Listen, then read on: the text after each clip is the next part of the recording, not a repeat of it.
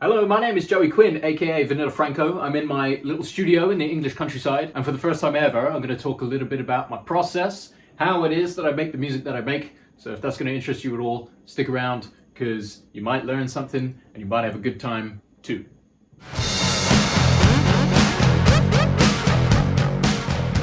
Now, this is the real guitar nerd zone right here. I got my main pedal board, all my amplifiers set up. Even got a tiny little bucket filled with extra pedals, just in case I need some added flavor. I've got quite a cool setup going on here where it's guitar into pedal board, out of pedal board.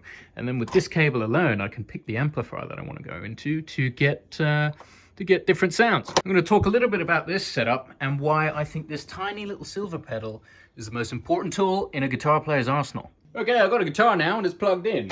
Sounds like that. What do all these lights and knobs and buttons and crazy things actually do? Well, all these little units change the guitar's sound in interesting, different sort of ways. We've got an echo one here. That's a favorite of mine. Then this one for a screaming solo. They all change the sound. But this one, like I said, is, in my opinion, the most important one for writing music. Why? Because it does this simple, interesting, beautiful thing really, really well.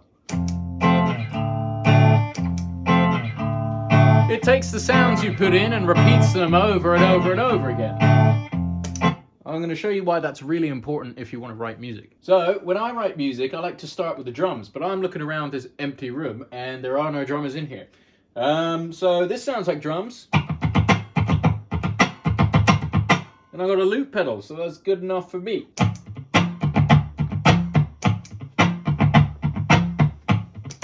So that's in the little computer now. It's going and going. Let's try a bass line that sounds like this.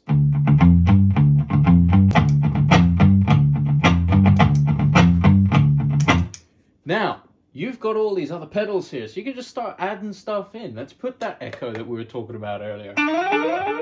All right.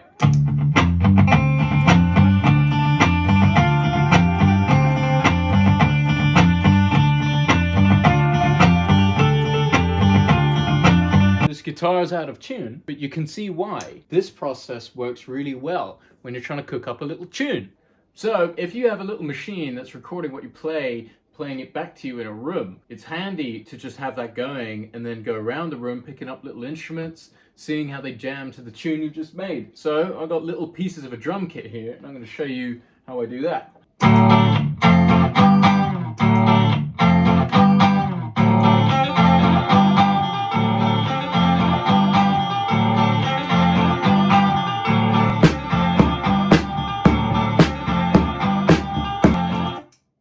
That's a song.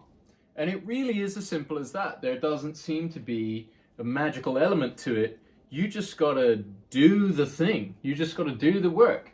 You played the guitar, you need to be able to hear it back. You need to know what it's gonna sound like when you're adding instruments to those noises. And you'll often find that you can write songs very quickly that way. So, I'm gonna leave that going. And I'm gonna try this other thing I've got over here.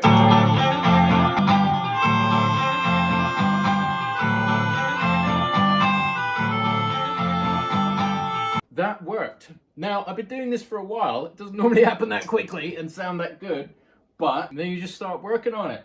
You do a new verse on the loop machine, and then maybe you get a bass guitar involved. Or maybe you don't like how any of those sounded, but you like how the guitar sounded. Is it just a guitar song now? Maybe it is. I don't know. Who knows? There doesn't seem to be any rules. No one ever taught me this, but this seems to be the best way for me. Might not be the best way for everybody. But that's it, and honestly, that is how I make the songs. There's not much more to the process than that. Apart from coming up with the lyrics, that's a very personal process. I don't know if I can go into detail about how I do that. But that's, in essence, how I make the music that I make. Thanks for sticking around. Hope you enjoyed yourself.